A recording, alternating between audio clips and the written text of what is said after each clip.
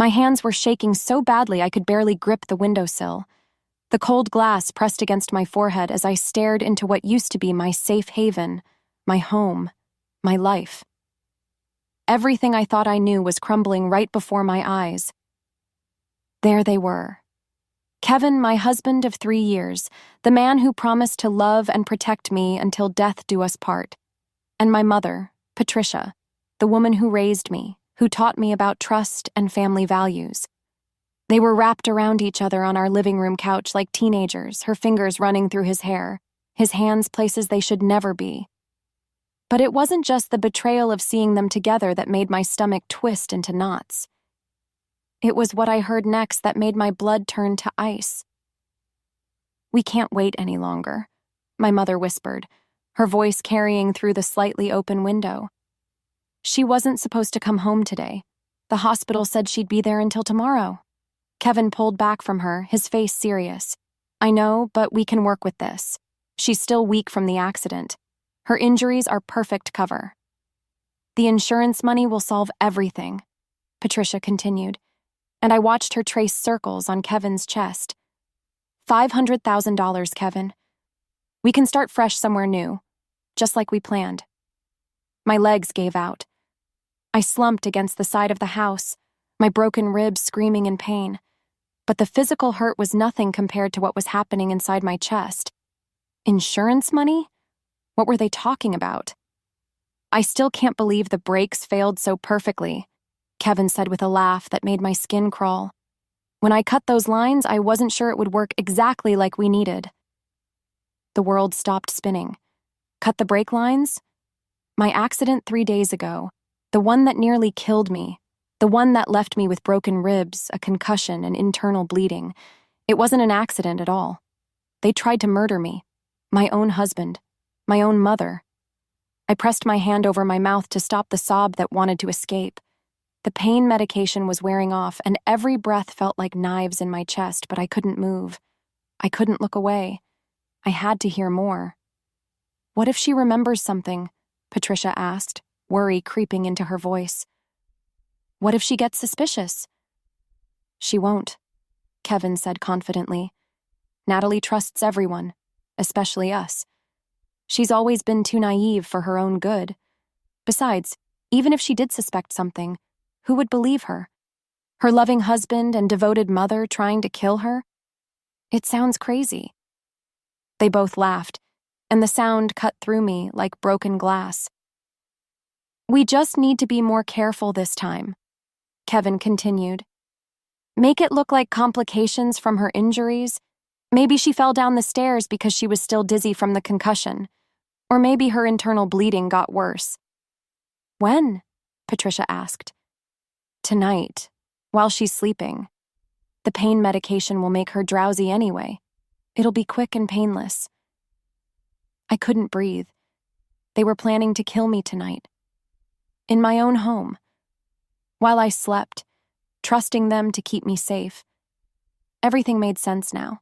Kevin insisting I take his car that day because mine was making strange noises. The way he'd been so calm when the hospital called about my accident. How he'd encouraged me to increase my life insurance policy just 6 months ago, saying it was responsible planning for our future. And my mother, always asking about my finances, my insurance, my will. I thought she was just being protective after Dad left. I thought she cared about my security. But they'd been planning this together, planning my death, planning to cash in on my life and run away together. I heard footsteps inside the house, getting closer to the front door. Panic shot through me like electricity. If they found me here, if they knew I'd heard everything, they wouldn't wait until tonight. They'd kill me right now. The morning had started so differently. I remember lying in that narrow hospital bed, watching the sunlight stream through the sterile white curtains, feeling grateful to be alive. My whole body ached, but I was healing. Or so I thought. Dr. Williams had knocked on my door around 8 in the morning, looking tired and slightly embarrassed. He was a kind man in his 50s with gentle eyes that always made me feel safe. But that morning, something was off about his expression. "Natalie, I have some unexpected news," he said, pulling up the plastic chair beside my bed. We're going to discharge you today instead of tomorrow." I blinked in surprise. "Today? But yesterday you said I needed another full day of observation because of my head injury." He sighed and rubbed his forehead. "I know, and I apologize. There's been a mix-up with your insurance authorization, and we have a critical patient who needs this bed immediately. Your latest scans look good, and your vital signs have been stable for 24 hours." Part of me felt excited. I missed my own bed, my own shower, Kevin's cooking. The hospital food was terrible, and I hadn't slept well with nurses checking on me every few hours. But another part of me felt nervous about leaving the safety of medical supervision.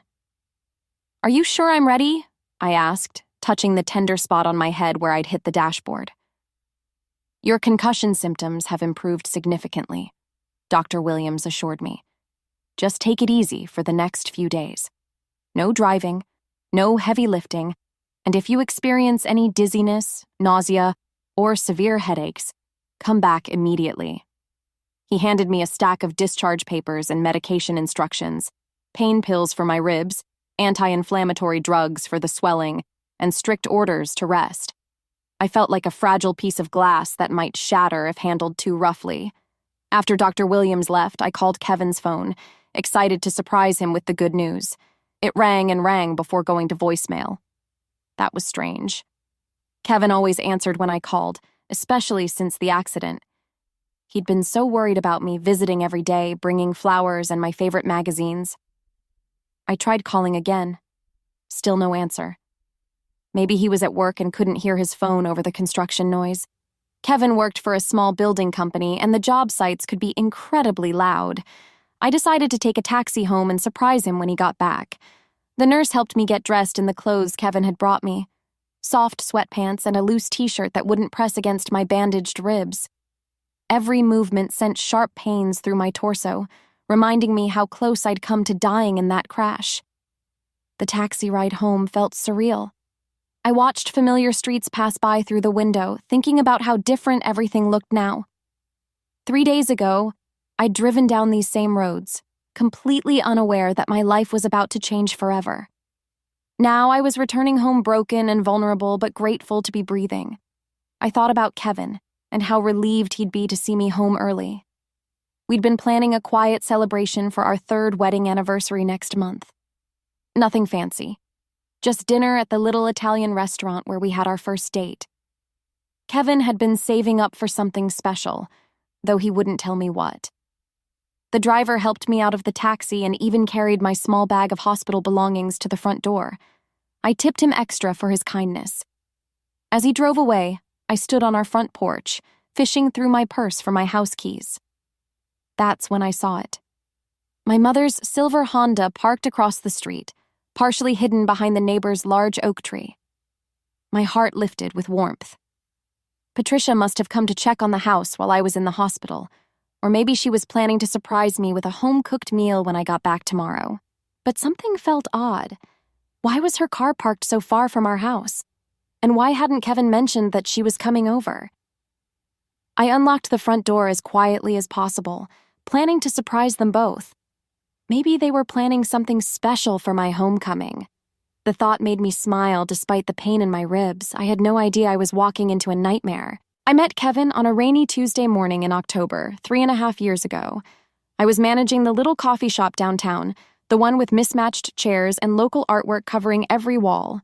He walked in soaking wet, shaking raindrops from his dark hair, and flashed me the most genuine smile I'd ever seen. "Rough morning?" I asked, handing him a towel from behind the counter. "Getting better by the minute," he said, and something in his voice made my cheeks warm. Kevin became a regular customer, always ordering the same thing: large black coffee and a blueberry muffin. He'd sit at the corner table by the window, sometimes reading, sometimes just watching people walk by. After 2 weeks of friendly small talk, he finally asked me out. Our first date was magical. He took me to a small Italian restaurant where the owner knew everyone's name and the pasta was made fresh daily. Kevin was charming and funny, asking thoughtful questions about my dreams and goals. He listened when I talked about wanting to go back to school for nursing, about my complicated relationship with my mother, about how lonely I'd felt since my father left. Your dad just walked out? Kevin asked, reaching across the table to squeeze my hand. One day he was there, the next, he was gone, I explained, trying to keep the hurt out of my voice. Mom said he found someone younger and decided he didn't want the responsibility of a family anymore. Kevin's eyes filled with sympathy. That must have been devastating for both of you. It was. My mother, Patricia, had been bitter and angry for months after Dad left. She'd always been protective of me, but after the divorce, she became almost obsessive about my safety and my choices. When I first brought Kevin home to meet her, she was cold and suspicious. "He's too smooth," she warned me after Kevin left that first dinner. "Men like that always have hidden agendas, Natalie. Trust me, I learned that lesson the hard way with your father." But Kevin was patient with her criticism. He kept showing up, kept being kind and respectful, even when Patricia made cutting remarks about his job or his background. Slowly, something changed. Maybe it was the way he fixed her leaky kitchen faucet without being asked, or how he always brought her flowers along with mine. Maybe it was how he listened to her stories about the old days and never seemed bored. "You know what, Natalie?" Patricia said to me about 6 months into our relationship. "I think I was wrong about Kevin. He's good for you. He's stable, reliable, not like your father. I was so happy that the two most important people in my life were finally getting along." Kevin started visiting Patricia on his own, helping her with household repairs and yard work. He said it made him feel useful, and since his own parents had died in a car accident when he was young, he enjoyed having a mother figure again. "Your mom's been through a lot," he'd tell me after spending an afternoon fixing her back steps or cleaning her gutters. "She just wants to protect you. I respect that." Looking back now, I can see the signs I missed. The way Kevin always seemed to know exactly what to say to make Patricia trust him. How he gradually started asking detailed questions about my work schedule, my finances, my insurance policies. He'd frame it as caring about our future together. "We should make sure we're both properly covered," he'd said just 6 months ago, pulling out life insurance brochures. "What if something happened to one of us? We need to protect each other." I'd been touched by his thoughtfulness. We increased both our policies to $500,000 each. Kevin said it was responsible planning for young couples. And Patricia, she'd started having money for things she couldn't afford before. New clothes, a fresh paint job on her house, a newer car. When I asked about it, she said she'd been saving carefully and had made some good investments. "Your mother's smarter than people give her credit for," Kevin would say admiringly. I thought I was so lucky to have found a man who loved my family as much as he loved me. I thought I was living a fairy tale. I never imagined I was the victim in their perfectly planned horror story. Standing there in the shadows of my own home, my mind raced through every detail of that terrible morning 3 days ago. The morning that was supposed to be my last. I remembered waking up early because Kevin had an important job site meeting. He was already dressed, sitting on the edge of our bed looking unusually tense. "Take my truck today," he'd said suddenly, jingling his keys. "Your car's been making that weird grinding noise again." I'd protested. "It's fine, Kevin. The mechanic said it was just normal wear and tear." "Please, Nat. I'll worry about you all day if you're driving that thing." His voice had been so sincere, so concerned. "Besides, my truck sits higher. You'll be safer in it." Safer. The word felt like poison in my mouth now. I'd kissed him goodbye, grateful for such a caring husband. He'd held me a little longer than usual, his arms tight around me like he was memorizing the feeling. At the time, I thought it was sweet. Now I realized he was saying goodbye forever. The drive to work had been normal at first. Kevin's truck handled differently than my car. Heavier, more powerful. I'd taken the scenic route through the hills because I had extra time and the autumn leaves were beautiful. That's when it happened. I was coming down Maple Hill Road, the steep winding street that led into downtown. I pressed the brake pedal to slow down for the sharp curve ahead. Nothing happened. I pressed harder. Still nothing. Panic shot through me as the truck picked up speed. I pumped the brakes frantically, but the pedal went straight to the floor with no resistance. The steering wheel shook in my hands as I fought to control the vehicle. "Help me, please help me," I'd whispered, tears streaming down my face as trees and guardrails blurred past. I'd managed to swerve into a ditch instead of hitting the concrete barrier head-on. The truck rolled twice before slamming into an old oak tree. The last thing I remembered was the sound of breaking glass and the taste of blood in my mouth. When I woke up in the hospital, Kevin was there holding my hand, his eyes red from crying. "Thank God you're alive," he'd whispered, kissing my forehead. "When I got the call, I thought I'd lost you forever." The police officer who came to take my statement said it looked like brake failure. "These things happen with older vehicles," Officer Martinez had explained. "The brake lines can corrode over time, especially in trucks that see a lot of work use." Kevin had nodded sadly. "I should have had them checked more recently. This is all my fault." I'd squeezed his hand, trying to comfort him. "It's not your fault, honey. It was just an accident." But now, crouched outside my own house, I knew the truth. Kevin had cut those brake lines. He'd sent me to my death in his truck, probably thinking the crash would be so severe that no one would look too closely at the cause. And my mother. She'd been in on it from the beginning. I remembered how Patricia had visited me every day in the hospital, bringing homemade soup and magazines. She'd seemed genuinely worried, holding my hand and telling me how scared she'd been when Kevin called her about the accident.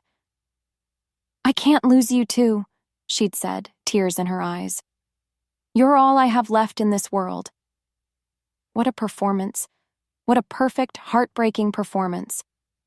I thought about all the times over the past year when Kevin had asked seemingly innocent questions about my insurance policies, my will, my savings account. How he'd encouraged me to list him as the sole beneficiary on everything. "We're married now," he'd said. "We should make things simple for each other." And Patricia had supported every decision. "Kevin's right, honey. You need to protect each other. That's what married couples do." They'd been planning this for months, maybe longer. Building trust, gathering information, setting up the perfect murder. The only thing they hadn't planned for was me surviving, and now they were inside my house, planning to finish what they'd started. I forced myself to move closer to the window, even though every instinct screamed at me to run.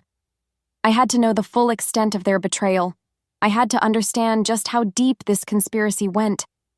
Crouching beneath the living room window, I could hear their voices more clearly now. My mother was pacing back and forth, her heels clicking against our hardwood floors that Kevin and I had saved for months to afford.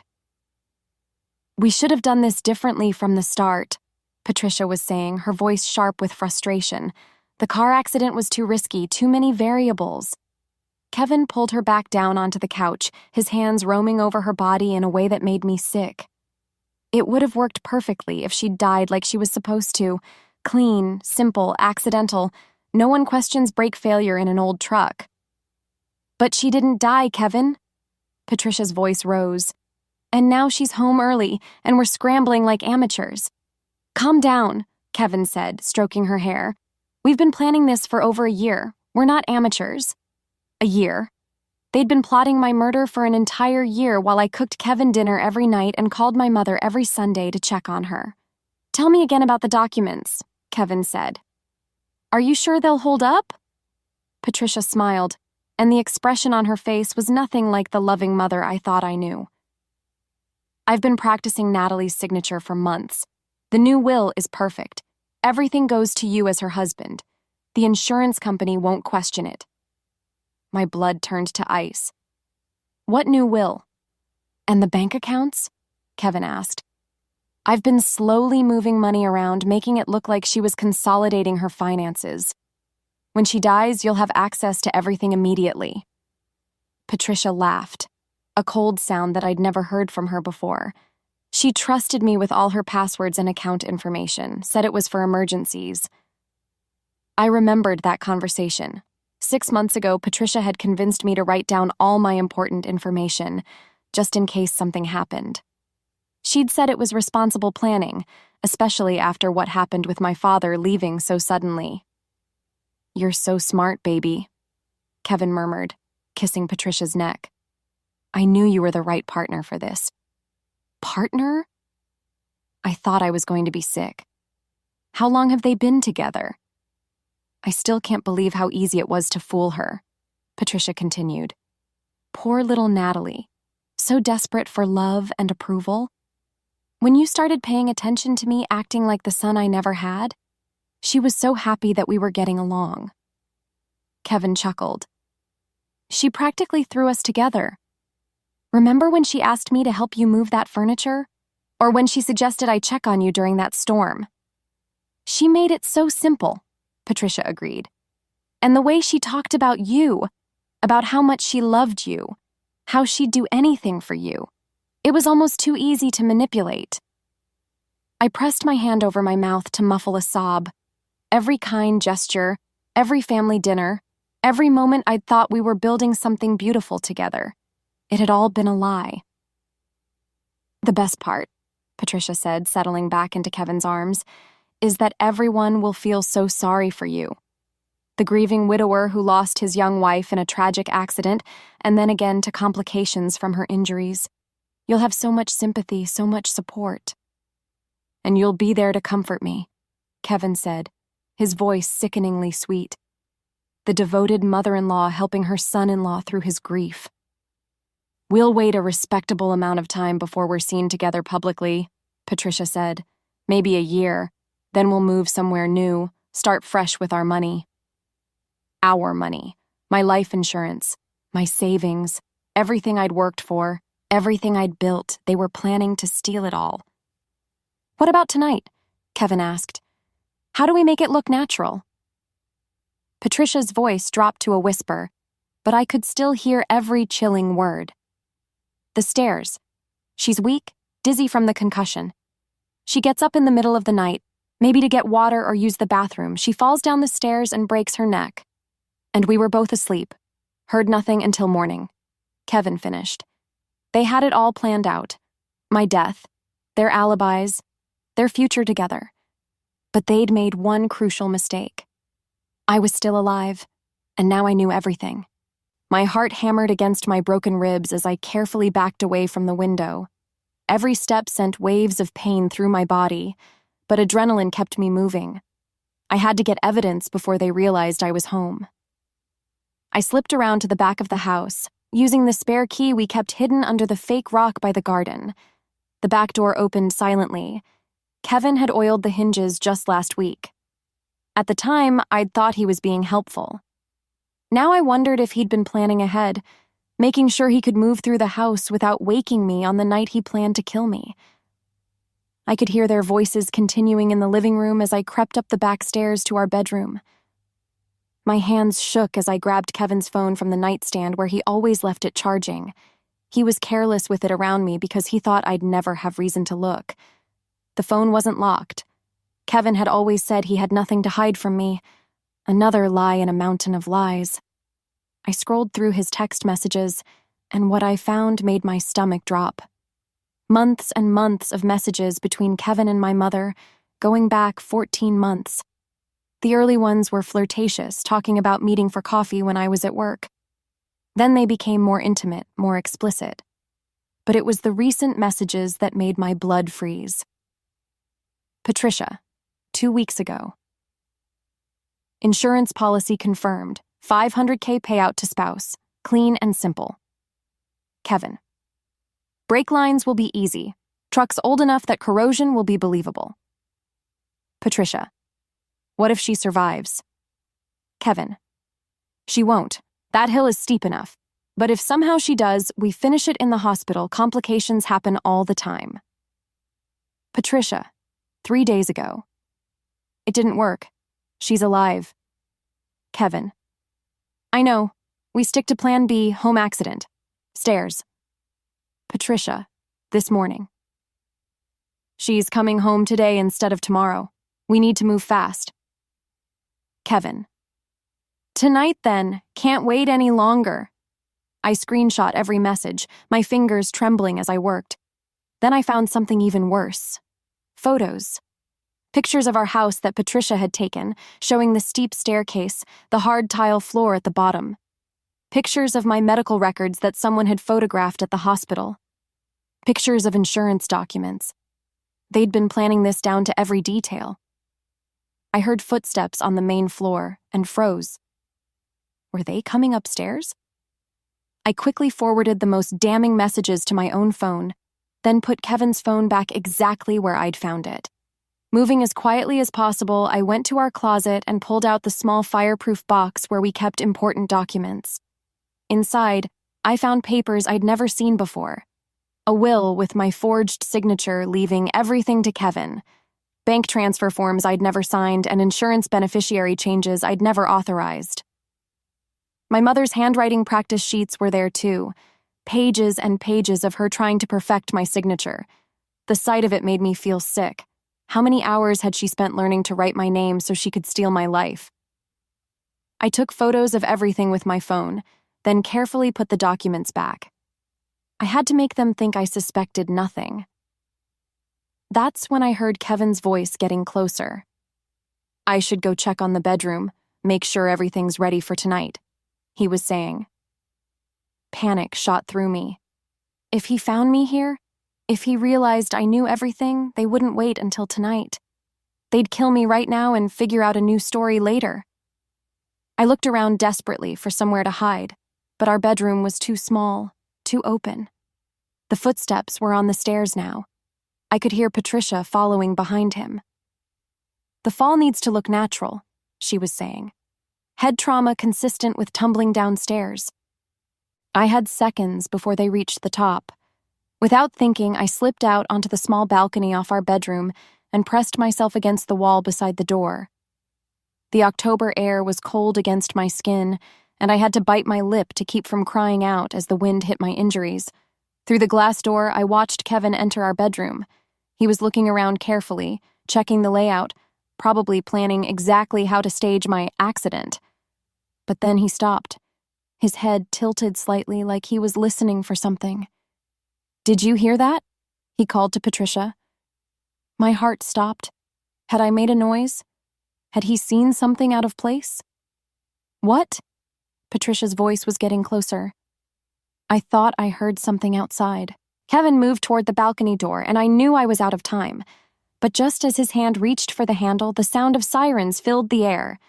Multiple police cars were racing down our street, their red and blue lights flashing through the bedroom windows. I had called 911 from my neighbor Mrs. Chen's house 20 minutes earlier after I'd gathered enough evidence. I'd told her I was locked out and needed to use her phone for an emergency. The sweet elderly woman had let me in without question, and I'd quickly called the police, sending them the photos and screenshots from my phone. What the hell? Kevin spun away from the balcony door as the sirens got louder. Patricia rushed into the bedroom, her face pale. "Kevin, there are police cars outside, multiple cars." Through the glass, I watched them both panic. Kevin grabbed his phone and started deleting messages frantically, while Patricia ran to the closet where they'd hidden the forged documents. "We need to get rid of everything," Patricia said, her voice high with fear. "If they're here about something else, we can't let them find any of this." But it was too late. I heard the front door burst open downstairs, followed by heavy footsteps and authoritative voices. "Police! Search warrant!" Kevin and Patricia looked at each other in terror. They'd been so focused on planning my murder that they'd never considered they might get caught. "This is about the insurance investigation," Kevin said suddenly, his face going white. "They must have flagged the brake failure." "How could they know?" Patricia whispered. "Because I'm still alive to tell them," I said, stepping through the balcony door. They both spun around, and the looks on their faces would have been comical if the situation weren't so horrifying. Kevin's mouth fell open, and Patricia actually stumbled backward. "Natalie," Kevin stammered, "what are you doing here? You're supposed to be in the hospital." "I was released early," I said, my voice surprisingly steady. "Lucky for me, unlucky for you." Patricia tried to recover first, putting on her concerned mother act. "Sweetheart, you look terrible. You should be resting." What are you doing out on the balcony? Listening to you plan my murder, I said simply. The color drained from both their faces. I heard everything, I continued. The brake lines, the forged will, the insurance money, your affair, all of it. Kevin took a step toward me, and for a moment I saw something dangerous flash in his eyes. But before he could move, Officer Martinez appeared in the bedroom doorway with 2 other officers. Kevin Walsh and Patricia Morrison, you're under arrest for conspiracy to commit murder, attempted murder, insurance fraud, and forgery. What followed was a blur of handcuffs, Miranda rights, and Patricia screaming that it was all Kevin's idea, that he'd manipulated her. Kevin, meanwhile, tried to claim I was delusional from my head injury. But the evidence was overwhelming. The text messages, the forged documents, the forensic analysis of my brake lines that the police had already begun. Officer Martinez later told me they'd been investigating a pattern of suspicious insurance claims in the area, and Kevin's name had come up in their database. Your husband made one crucial mistake, Officer Martinez explained as we watched them load Kevin and Patricia into separate police cars. He used his own truck for the murder attempt. When we examined the brake lines, we found fresh cut marks that were clearly deliberate. No corrosion, no wear and tear. Someone had sabotaged that vehicle. The trial lasted 3 months. Kevin and Patricia both tried to blame each other, but the evidence was too strong. Text messages, forged documents, witness testimony about their suspicious behavior, and the physical evidence from the truck all painted a clear picture of premeditated murder. They were each sentenced to 25 years in prison. I sold the house and moved across the country to start fresh. With the help of a therapist, I slowly began to heal from the betrayal. The hardest part wasn't the physical injuries. Those healed within months. It was learning to trust again, learning that not everyone who claimed to love me was planning to destroy me. But I survived. And sometimes, that's the greatest victory of all. I never saw Kevin or Patricia again after the sentencing. I heard through my lawyer that they blamed each other until the very end, their partnership in evil dissolving into mutual hatred.